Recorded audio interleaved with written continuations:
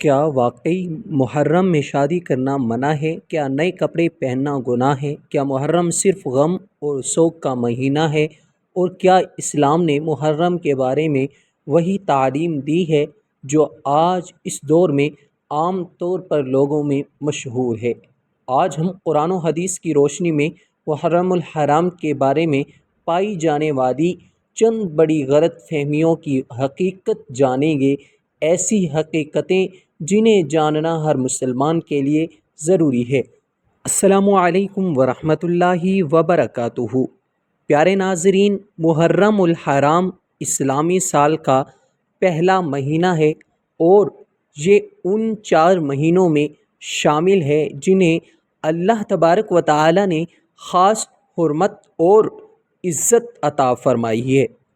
قرآن کریم فرقان حمید میں ان حرمت والے مہینوں کا ذکر موجود ہے۔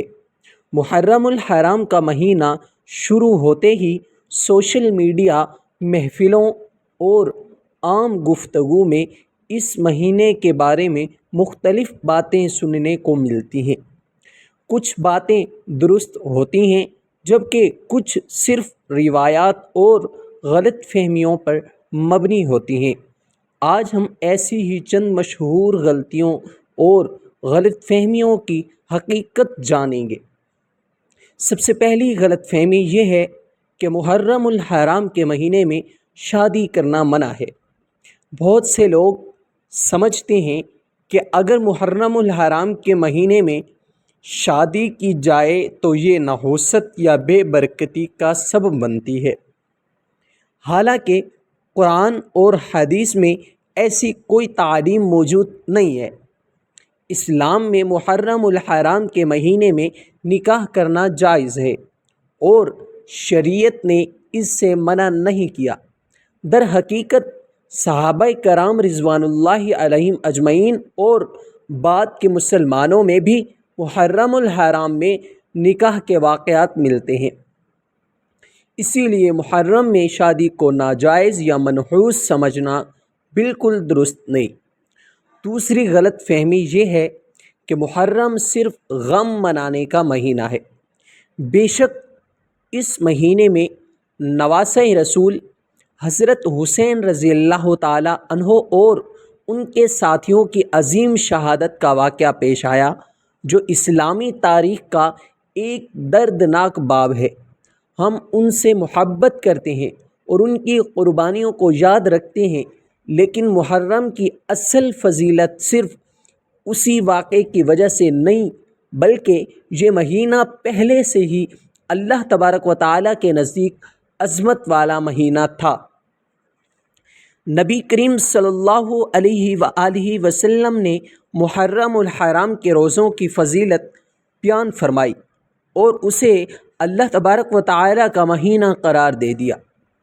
تیسری غلط فہمی یہ ہے کہ محرم الحرام میں نئے کپڑے نہیں پہننے چاہیے یا خوشی کے کام نہیں کرنے چاہیے۔ اسلام کے اندر اس بات کی کوئی دلیل موجود نہیں۔ اگر کوئی شخص نئے کپڑے پہنتا ہے، کاروبار شروع کرتا ہے یا کوئی جائز خوشی مناتا ہے تو اس میں شرعاً کوئی حرج نہیں۔ دین میں وہی چیز معتبر ہوتی ہے جس کی بنیاد قرآن و سنت میں موجود ہو۔ چوتھی غلط فہمی یہ ہے کہ عاشورہ صرف حضرت حسین رضی اللہ تعالیٰ عنہ کی شہادت کی وجہ سے اہم ہے۔ حقیقت یہ ہے کہ یوم عاشورہ کی فضیلت نبی کریم صلی اللہ علیہ وآلہ وسلم کے زمانے میں بھی ثابت تھی۔ جب آپ صلی اللہ علیہ وآلہ وسلم مدینہ منورہ تشریف لائے تو آپ نے دیکھا کہ یہود اس دن روزہ رکھتے تھے۔ انہوں نے بتایا کہ اس دن اللہ تبارک و تعالی نے حضرت موسیٰ علیہ السلام اور بنی اسرائیل کو فرعون سے نجات عطا فرمائی تھی۔ اس پر نبی کریم صلی اللہ علیہ وآلہ وسلم نے فرمایا کہ ہم حضرت موسیٰ علیہ السلام کے زیادہ حقدار ہیں، اور آپ صلی اللہ علیہ وآلہ وسلم نے عاشورہ کا روزہ رکھا اور رکھنے کا حکم بھی دے دیا۔ 5ویں غلط فہمی یہ ہے کہ محرم الحرام میں مخصوص کھانے پکانے، مخصوص رسمیں ادا کرنے یا بعض خود ساختہ عبادات کا خاص ثواب ہے۔ یاد رکھیں، دین میں وہی عبادت قبول ہوتی ہے جو قرآن و سنت سے ثابت ہو۔ جو کام نبی کریم صلی اللہ علیہ وآلہ وسلم، صحابہ کرام رضوان اللہ علیہم اجمعین یا سلف صالحین سے ثابت نہ ہو، انہیں دین کا حصہ بنا لینا درست نہیں۔